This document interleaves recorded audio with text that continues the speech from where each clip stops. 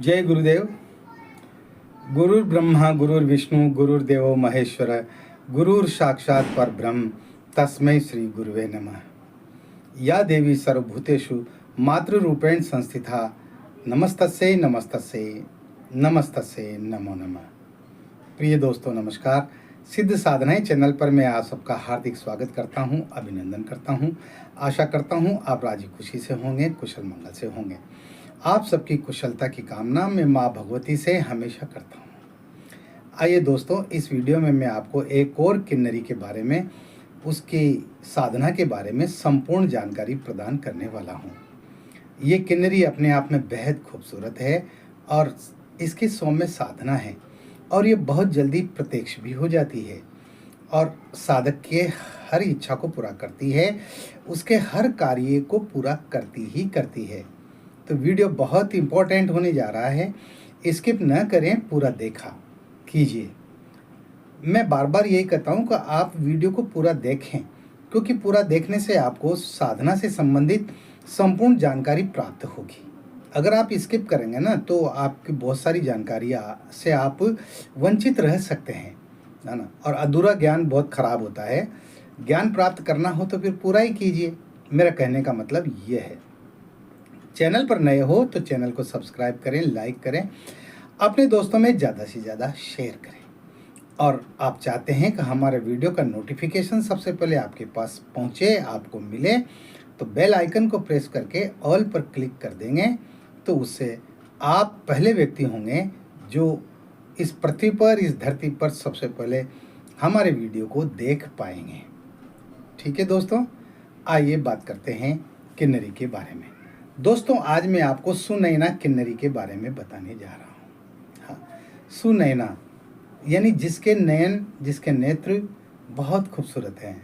सुनैना सौम्य स्वरूप की है, बहुत खूबसूरत है, बेहद प्रभावशाली है और जिसकी खिलखिलाहट में जल तरंग सी ध्वनि आती है, निकलती है। जब वो हंसती है तो मानो फूल झड़ रहे हैं और जब वो बोलती है तो हजारों हजार पायलों की खनखनाहट की तरह उसकी आवाज़ सुनाई देती है, जैसे कहीं दूर जो है जल तरंग बज रही हो। हाँ, सतरंगी इंद्रधनुष की तरह वो बहुत ही देदीप्यमान है, बहुत ही कोमल है। और ये जो अप्सरा, ये जो किन्नरी है सुनैना, ये साधक को प्रत्यक्ष हो जाती है।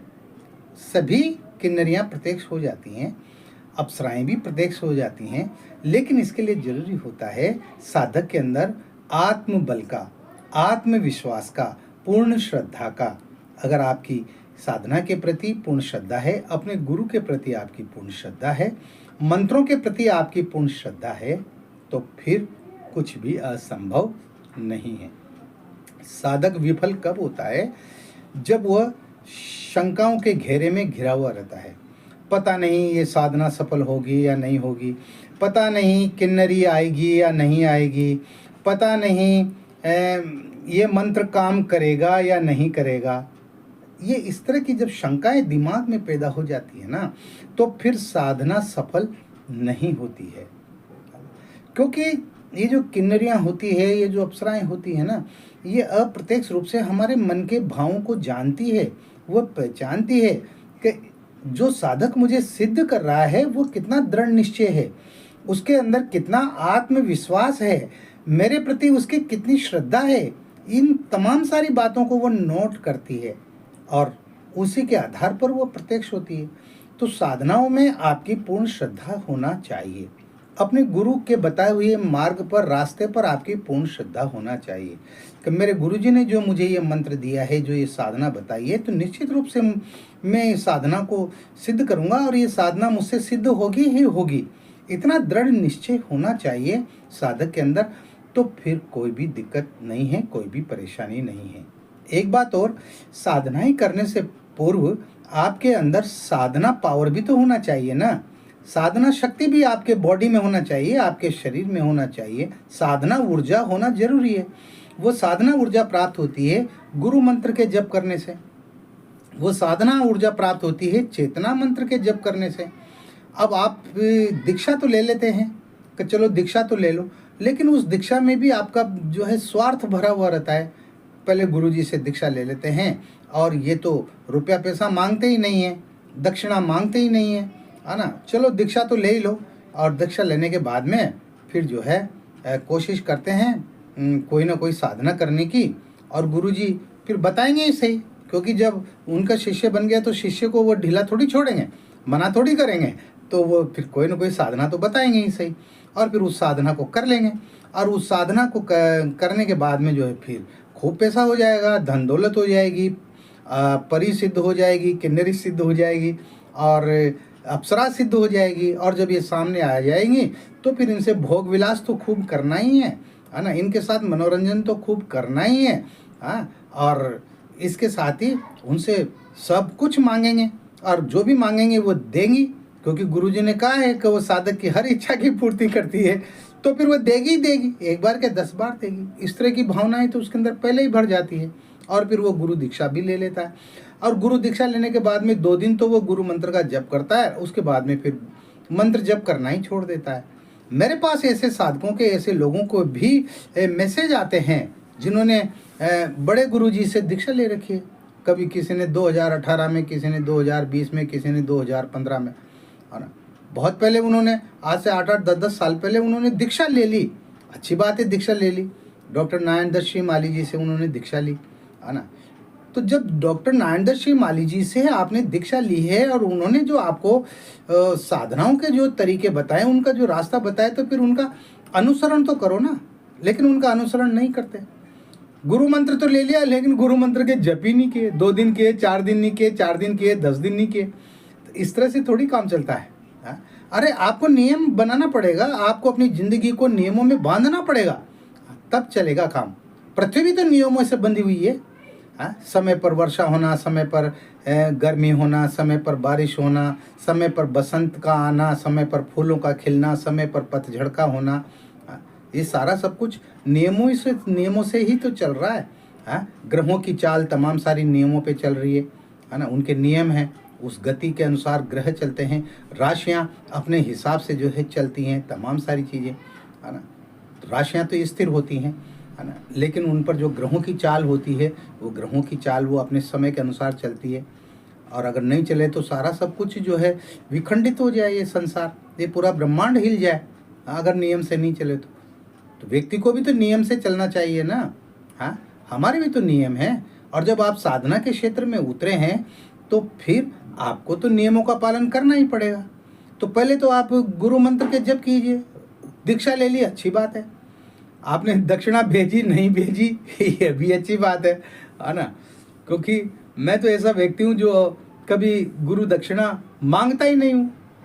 मुझसे जो भी गुरु दीक्षा लेता है साधक, वो अपनी इच्छा से कोई भेजता है तो भेज देता है, नहीं भेजता है तो मुझे मलाल नहीं होता, मुझे उसके प्रति अरुचि भी नहीं होती। कई व्यक्ति ने मुझसे गुरु दीक्षा ली है और मुझे जो है गुरु दक्षिणा नहीं भेजी, तो चलो मैं इसको तो नहीं सिखाऊंगा, क्योंकि इसने तो मुझे गुरु दक्षिणा ही नहीं भेजी। तो मेरे अंदर इस प्रकार के भाव है ही नहीं, होते ही नहीं है। मैं गुरु दक्षिणा मांगता ही नहीं हूँ। और मुझे तो ये प्रसन्नता होती है कहने में कि अधिकांश लोग जिन्होंने मुझसे गुरु दीक्षा ली है, उन्होंने मुझे गुरु दक्षिणा भेजी है। मेरे साधक भेजते ही हैं गुरु दक्षिणा, है ना, क्योंकि ये तो अनिवार्य होता है शास्त्रों के हिसाब से। खैर, ये चीज़ अलग है। तो मैं जो कह रहा था कि आपके अंदर साधना करने के लिए साधना ऊर्जा होना जरूरी है, और वो साधना ऊर्जा प्राप्त होती है गुरु मंत्र से। आपको नियमित गुरु मंत्र का जप करना चाहिए। गुरु दीक्षा लेने के बाद में आपको जो है 1.25 लाख, 2.5 लाख, 5 लाख गुरु मंत्र के जप करना चाहिए, है ना। आप गुरु को प्रत्यक्ष कीजिए। गुरु को भी आप प्रत्यक्ष कर सकते हैं साधनाओं के द्वारा। जब गुरु प्रत्यक्ष हो जाते हैं तो वो कहीं भी हो, इस दुनिया में हो, चाहे किसी भी लोक में हो, है ना, चाहे सिद्धाश्रम में हो, अगर आपने उनको प्रत्यक्ष कर लिया तो आप मंत्र पढ़ेंगे, आपके सामने हाजिर हो जाएंगे। वो भी जैसे परियां हाजिर हो जाती है, अप्सराएं हाजिर हो जाती है, आपके गुरु जी भी आपके सामने हाजिर हो जाएंगे, होंगे ही होंगे। प्रत्यक्ष है ये, है ना। ये सारी चीज़ें जो झूठी नहीं है ना। तो गुरु मंत्र में तो बहुत शक्ति होती है, और गुरु मंत्र में जो पावर होती है ना, उस पावर के बराबर तो किसी मंत्र में पावर ही नहीं होती। मैं ये भी कहता हूँ, मैं ये भी जानता हूँ, है ना। इसलिए जो है आप अगर साधना के क्षेत्र में आगे बढ़ रहे हैं ना, तो आपको गुरु मंत्र पर विशेष ध्यान देना पड़ेगा। रोजाना जो भी नियम आपको रोजाना के जो बताए जाते हैं, जो कार्य विधि आपको बताई जाती है, आपको उस कार्य विधि का पालन करना ही चाहिए। एक माला चेतना मंत्र की करनी है तो करनी ही है, एक माला गायत्री मंत्र की करनी है तो करनी ही है, 4 माला गुरु मंत्र की करनी है तो करनी ही है। अरे ये तो आपका आधे घंटे का काम है। तो आप अगर अपनी ज़िंदगी के 24 घंटों में से आधा घंटा प्रतिदिन अगर नहीं दे सकते, तो फिर आप कुछ नहीं कर सकते, है ना। और फिर ज़्यादा से ज़्यादा गुरु मंत्र के जाप करो, मानसिक जप करो, जब भी फ्री रहते हो, है ना, उस समय आप मानसिक जप करो, तो उससे भी आपके अंदर जो है ऊर्जा बढ़ेगी, आपके शरीर के अंदर, है ना, साधना की ऊर्जा पैदा होगी, तब जाकर के साधना सफल होती है। आज गुरु दीक्षा ले ली, कल से ही आपने जो है किन्नरी की साधना शुरू कर दी, तो किन्नरी तो आज आए ना कल आए, क्योंकि आपका शरीर तो पूरा नकारात्मक ऊर्जा से भरा हुआ है, बरसों की, पिछले जन्म की जो पाप कर्म है वो आपके अंदर भरे हुए हैं।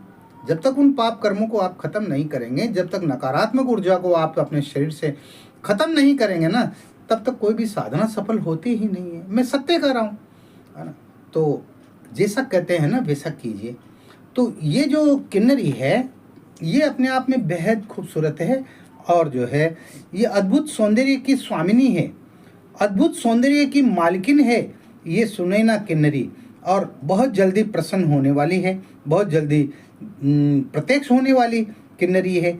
और इसकी साधना में कोई विशिष्ट यत्न नहीं करना पड़ता, कोई ज़्यादा जो है माथाफोड़ी नहीं करनी पड़ती, है ना। आपका शुद्ध चित्त होना चाहिए, वो आपके अंदर पर्याप्त एकाग्रता होना चाहिए, साधना के प्रति भरपूर एकाग्रता होना चाहिए, आपका मन विचलित नहीं होना चाहिए, डामाडोल नहीं होना चाहिए, संशय की स्थिति आपके अंदर बिल्कुल भी नहीं रहना चाहिए, तब जाकर के सुनैना किन्नरी वो सिद्ध होती है ना। और ये बहुत ही सरल स्वभाव की है भाई, है ना। और बोलती है तो जो है जैसे सुनते ही रहो, सुनते ही रहो, सुनते ही रहो, ये बोलती रहे और हम सुनते ही रहें, इस तरह से इतनी मिठास इसकी वाणी में होती है ना। तो अब मैं आपको बताता हूँ इसकी साधना कैसे की जाती है। तो इसकी साधना जो है वो अमावस्या से और पूर्णिमा तक की जाती है, 15 दिन की इसकी साधना है। आप किसी भी अमावस्या से इसकी साधना को प्रारंभ कर सकते हैं, और पूर्णिमा को इसकी साधना संपन्न होती है, यानी 15 दिन की साधना है। नियम साधना के वही हैं। आप जब इसकी साधना अमावस्या को शुरू करें तो आपको स्नान करना है, ये रात्रि की कालीन साधना है। रात्रि को 11 बजे आपको जो है स्नान करके और इस साधना में बैठना है। तो आप जब स्नान करें तो आप पानी में गुलाब जल या गुलाब के इत्र की 2-4 बूंदें डालें और आप स्नान करें, और साफ स्वच्छ कपड़े पहने, है ना, और आप अपने साधना कक्ष में आ जाएं। साधना कक्ष में आपका बिल्कुल सुव्यवस्थित होना चाहिए। साधना कक्ष में किसी भी प्रकार के आलतू फालतू सामान नहीं होने चाहिए। उसको एक दिन पहले ही धो पोंछ करके और बढ़िया साफ कर ले, उसमें जाले वाले आ रहे हों तो उन जालों वगैरह को हटा दें और इस तरह से उसको व्यवस्थित कर दें, और उसको सुगंधमय बना दें। खुशबूदार अगरबत्तियाँ जला दें, है ना, सुगंधित अगरबत्तियाँ जला दें, उसमें इत्र छिड़क दें, उसमें सेंट छिड़क दें, है ना। कहने का मतलब जो ही आप कमरे के अंदर, साधना कक्ष के अंदर जब आप घुसें, आपकी नाक से जो है वो खुशबू टकराना चाहिए, मतलब आप खुद ही मदमस्त हो जाए उस खुशबू से। ऐसा जो है खूबसूरत आपको खुशबू से युक्त उस साधना कक्ष को बनाना है। आपको स्नान करके और जो है लाल धोती पहननी है, और आपका पूर्व दिशा की तरफ आपका मुंह होना चाहिए। तो पूर्व दिशा की ओर दीवार की तरफ आप बाजोट लगा दें, उस पर लाल कपड़ा बिछा दें। आपका आसन भी लाल होना चाहिए और आप लाल धोती ही पहनेंगे।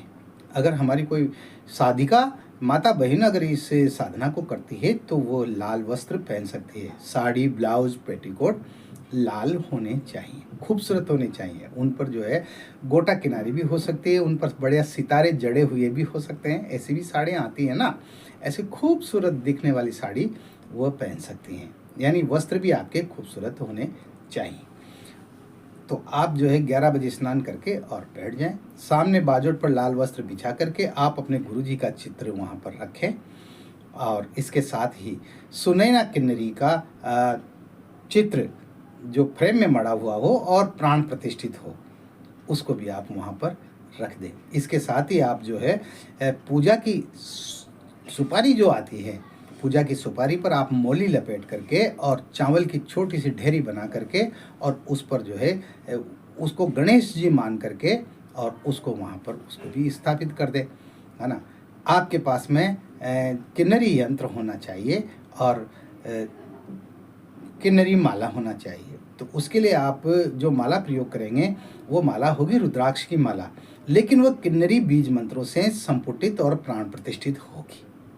रुद्राक्ष की होगी माला तो, लेकिन वो किन्नरी बीज मंत्रों से संपुटित और प्राण प्रतिष्ठित होनी चाहिए।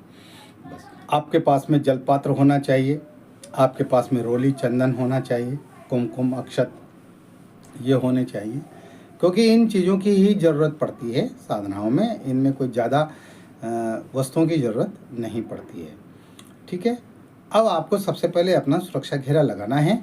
तो बाएं हाथ में आप चावल लें और दाहिने हाथ से 2-2 4-4 दाने आप जो है सभी दिशाओं में फेंकते हुए आप सुरक्षा घेरा लगाएं। सुरक्षा मंत्र पढ़ें।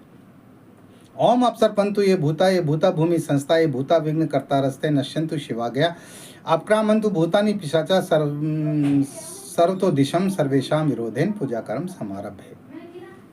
ये मंत्र आप पढ़ करके और 4-5 बार पढ़ें इस मंत्र को और उन चावल के दानों को अपने सभी दिशाओं में आप फेंक दें, तो आपका सुरक्षा घेरा लग जाएगा। इसके साथ ही आप सुरक्षा माला जो अपने गले में धारण कर लें। ठीक है। अब सुरक्षा माला धारण करने के बाद में आपको सबसे पहले गणेश जी का पूजन करना है। तो आप गणेश जी का पूजन करें, उनको स्नान कराएं और तिलक लगाएं, अक्षत चढ़ाएं और पुष्प चढ़ाएं। जो सुपारी आपने मोली लपेट के जिनको गणेश जी का विग्रह बनाया है ना, उनकी पूजा करनी है।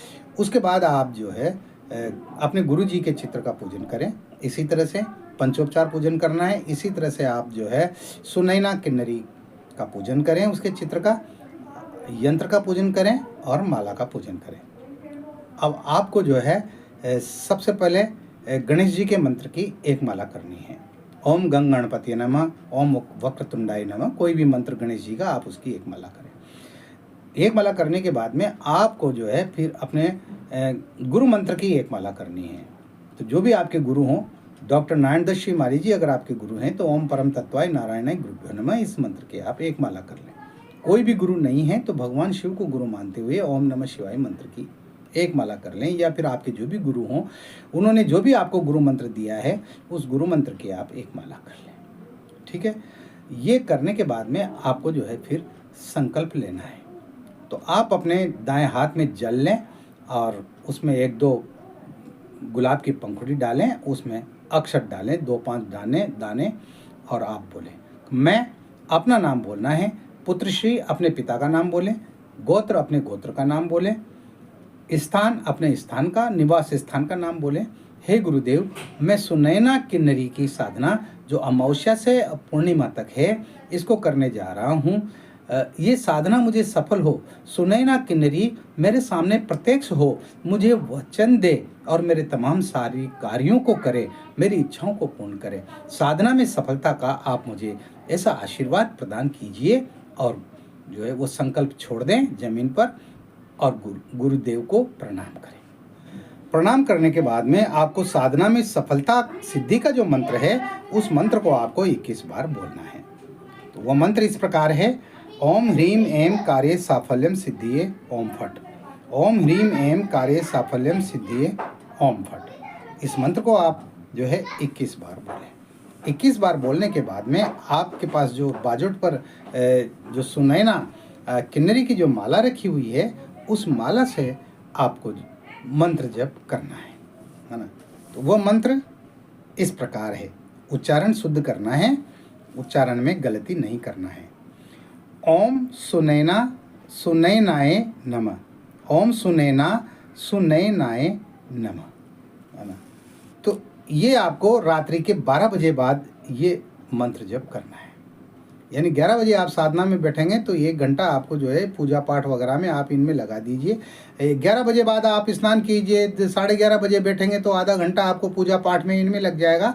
यानी 12 बजे आपको तमाम सारी क्रियाओं से निमट के, पूजा वगैरह से सबसे निमट के निवृत्त होकर के और आपको 12 बजे के बाद में आपको इस मंत्र का जप करना है। 11 माला आपको रोजाना करनी है, सिर्फ 11 माला, है ना। और ये आप अमावस्या से और पूर्णिमा तक प्रतिदिन करेंगे। संकल्प आप पहले दिन ही लेंगे और बाकी के जो पूजन की जो क्रिया है वो पूजन की क्रिया आप रोजाना करेंगे। सुरक्षा घेरा आप रोजाना लगाएंगे। आपके गले में जो रक्षा माला है, तो जब 11 माला मंत्र जप हो जाए उसके बाद में उस रक्षा माला को आप गले में से निकाल कर और वहाँ पर बाजोट पर ही रख दें। दूसरे दिन जब आप फिर साधना करें तो उसको जो है अपने गले में पहन लें।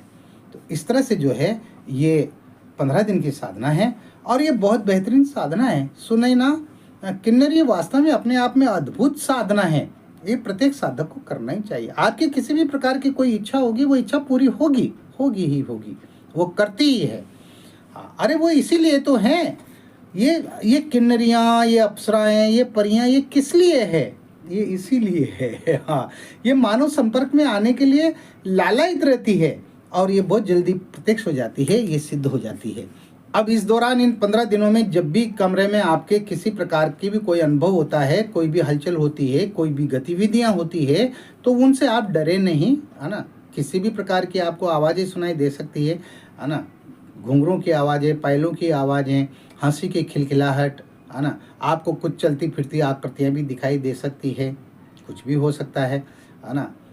हो सकता है आपका दीपक जो है बाजोट से ऊपर उठ करके हवा में लहराने लग जाए, कुछ भी हो, होने दो, लेकिन आपका ध्यान जो है मंत्र जप पर होना चाहिए और आपका जो नज़र है वो किन्नरी यंत्र पर और किन्नरी चित्र पर ही होना चाहिए। आपको अपना ध्यान भंग नहीं करना है, आगे पीछे दाएं बाएं कहीं भी नहीं देखना है। अगर आवाज़ें आती है तो आपको अपना ध्यान भंग नहीं करना है ना। एक तो आप जो है मंत्र जप कर रहे हैं और मंत्र जप करते करते मतलब पीछे से आवाज़ आई, हंसी की खिलखिलाहट आई या कोई बोला, है ना, कुछ भी बोला और आपने फट से ऐसे गर्दन घुमा ली, तो आपकी साधना खंडित हो जाएगी। सुने ना, आपके जो है 15 दिन के भीतर वो कभी भी आ सकती है, वो आपके साथ कुछ भी किसी भी प्रकार की गतिविधि कर सकती है ना। लेकिन आपको उसके साथ जो है किसी प्रकार की कोई हरकत नहीं करना, इसके प्रति आपको वासना का भाव नहीं लाना है। मैं एक बात और बता दूं, आपकी आंखों में इसके प्रति सम्मान होना चाहिए, श्रद्धा होना चाहिए, प्रेम होना चाहिए, है ना। वासना की गंदगी नहीं होना चाहिए बिल्कुल भी,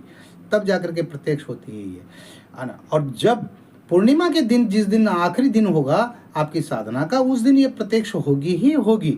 और जब ये प्रत्यक्ष हो तो जब तक 11 माला आपका पूर्ण नहीं हो जाता है तब तक आप जो है उससे बात नहीं करेंगे। 11 माला जप करने के बाद में आप जो है उसके ऊपर पुष्पों की वर्षा करें, उसके हाथ में आप जो है गुलाब के इत्र का फुआ दें। गुलाब का इत्र रोजाना आपको अपने वस्त्रों पर लगाना है, अपने आसन पर लगाना है, बाजोट पर लगाना है, यंत्र चित्र मालाओं पर, इन पर सब पर आपको इत्र लगाना है। इसलिए आपके पास पर्याप्त इत्र होना चाहिए जो 15 दिन तक काम आना है, क्योंकि उस 15 दिन काम में लेना है ना इत्र को। इतना इत्र आपके पास होना चाहिए, शुद्ध होना चाहिए। गुलाब का तेल मत लेकर आ जाना। बाजार में आजकल नकली जो है इत्र के नाम पर जो है गुलाब का तेल भर के शीशियों में दे देते हैं। अच्छी पेड जो दुकान हो वहाँ से ओरिजिनल बढ़िया अच्छा वाला इत्र खरीद करके लाना, ठीक है ना। हाँ, क्योंकि इनमें ओरिजिनल सामग्रियों की ही ज़रूरत होती है। और जब वो प्रत्यक्ष हो तो फिर उसको जो है आप वचन लें, उससे 3 वचन ले लें। वो जो है आपको वचन देगी कि मैं जब भी बुलाऊं आपको आना है, मेरे हर कार्यों को करना है ना, और मेरे परिवार की मेरी सुरक्षा रखनी है, करनी है ना। तो वो आपको वचन देगी और उसका आने का भी जो है आप उससे पूछ ले तरीका, मैं आपको बुलाऊं तो आप कैसे आएंगी, कैसे प्रत्यक्ष होंगी, तो उसके आने का तरीका भी वो खुद बता देगी। या तो वो आपको कोई मंत्र दे देगी या कोई तरीका बता देगी, तो उस तरीके से आप उस मंत्र से आप जो है उसका आवाहन करेंगे तो वो आपके सामने प्रत्यक्ष हो जाएगी, है ना। तो इस तरह से जो है ये साधना होती है। तो कीजिए इस साधना को, और इसके साथ ही इस साधना में आपको जो है तमाम सारे नियमों का पालन करना होगा। 15 दिन आपको ज़मीन पर वहीं साधना कक्ष में ही सोना पड़ेगा। आपका बिस्तर बच्चा होना चाहिए, खूबसूरत होना चाहिए, आपके मन में सात्विक विचार होने चाहिए, आपको एक समय भोजन करना है, आपको कुछ भी जो है फालतू का अभक्ष्य पदार्थ आपको नहीं खाना है, मांस मछली अंडा वगैरह इनसे, नॉनवेज से बचना है, बिल्कुल भी नहीं खाना है। इसके साथ ही किसी भी प्रकार का नशा, पान, बीड़ी, सिगरेट, जर्दा, गुटखा जो भी है, शराब वगैरह, इनका सेवन नहीं करना है ना। और सात्विक विचार रखने हैं, ब्रह्मचर्य का पालन करना है, ब्रह्मचर्य से रहना है, कामुक विचार अपने दिमाग में पैदा नहीं करने हैं, वासना के विचार आपके दिमाग में नहीं आने चाहिए, है ना, वासना की आपकी नज़र नहीं होना चाहिए। आप जो है अपने घर पर आप अपनी पत्नी, अगर आप शादीशुदा हैं तो अपनी पत्नी से आप जो है किसी भी प्रकार का कोई संबंध नहीं बनाएंगे, उससे किसी भी प्रकार का कोई सहवास नहीं करेंगे, संभोग नहीं करेंगे, है ना। और पड़ोस के जो भी हैं, माताएं बहनें हैं, जो भी स्त्रियां हैं, उनके प्रति भी आप सम्मान का, श्रद्धा का भाव रखेंगे, है ना। तो इस तरह से ब्रह्मचर्य का आप पूर्ण रूप से पालन करेंगे। इसके साथ झूठ नहीं बोलेंगे, क्रोध नहीं करेंगे, गुस्सा नहीं करेंगे, किसी को सताएंगे नहीं, पशु पक्षियों को, जानवरों को, है ना, पशु पक्षियों को, इनको पक्षियों को दाना डालेंगे, है ना, गाय वगैरह को इनको चारा डालेंगे, चींटियों को दाना डालेंगे। कोई भिखारी आ जाता है आपके दरवाजे पर तो उसको जो है आप खाली हाथ नहीं जाने देंगे, कुछ भी दीजिए, लेकिन ज़रूर दीजिए। तो इस तरह से ये तमाम सारे जो नियम हैं, इन नियमों का आपको पालन करना है। हाँ, अगर आपको जो है एक समय भोजन करेंगे और मान लो फिर कभी आपको भूख लगती है तो आप जो है फल ले सकते हैं, आप चाय ले सकते हैं, दूध ले सकते हैं, लेकिन फल भी उतने ही लें ज़रूरत के मुताबिक। एक तो फिर ठूस ठूस के खा लें, है ना, क्योंकि रात को आपको ये साधना करनी है, 12 बजे मंत्र जप करना है, तो आपका पेट खाली रहना चाहिए। नहीं तो फिर अगर आप जो है शाम को ही जो है ठूस ठूस के भर लोगे क्या कुछ न कुछ, तो फिर आपको नींद आएगी, नींद के झोंके आएंगे, आपकी माला आपके हाथ से गिर सकती है नींद के झोंके में, है ना। आप मंत्र जपना भी भूल सकते हैं, आपकी साधना फेल हो सकती है। इसलिए जो है साधनाओं में इन तमाम सारी बातों का पूरा ध्यान रखा जाता है।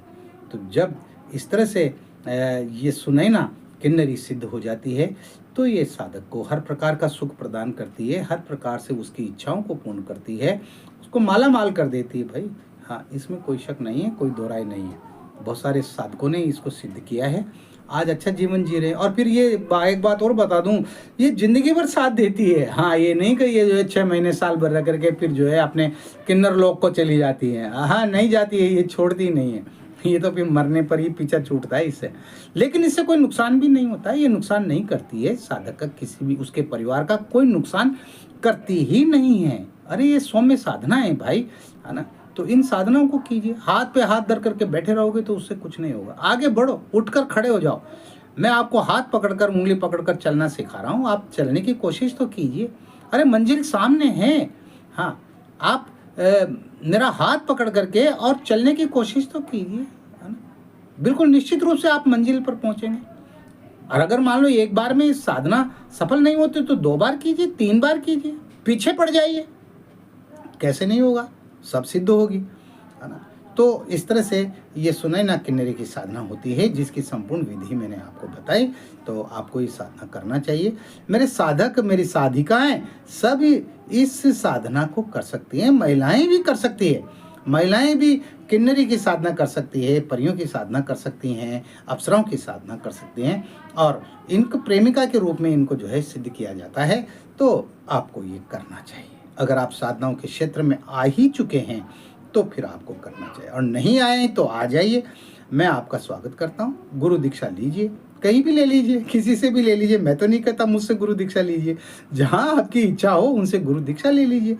गुरु दीक्षा लेने के बाद में साधना ही कीजिए। अगर आपको कोई गुरु जो है वो गुरु दीक्षा देता है और उनके पास में ये तमाम सारी साधनाएं नहीं हैं, वो नहीं जानते हैं इन साधनाओं को, तो आप निश्चित निराश क्यों होते हैं। हाँ, गुरु मंत्र तो उनके कीजिए, आप साधनाएं मैं दूंगा आपको, है ना। साधना दीक्षाएं मैं दूंगा आपको, चिंता क्यों करते हो, मैं हूं ना आपके साथ। तो इस वीडियो में इतना ही, मिलते हैं अगले वीडियो में एक और नई साधना के साथ, नए प्रयोगों के साथ, मंत्र यंत्र और तंत्रों के साथ में। तब तक बने रहिए सिद्ध साधनाएं चैनल पर, जो आपका अपना है। देखते रहिए, शेयर करते रहिए, लाइक करते रहिए, है ना। और आप खुश रहें, प्रसन्न रहें, हंसते रहें, मुस्कुराते रहें।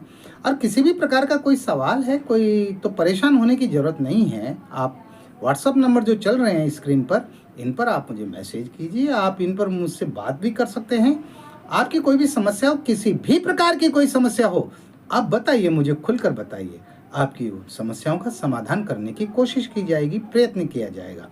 मैं इतना ही भरोसा आप लोगों को दिला सकता हूँ। इस वीडियो में इतना ही।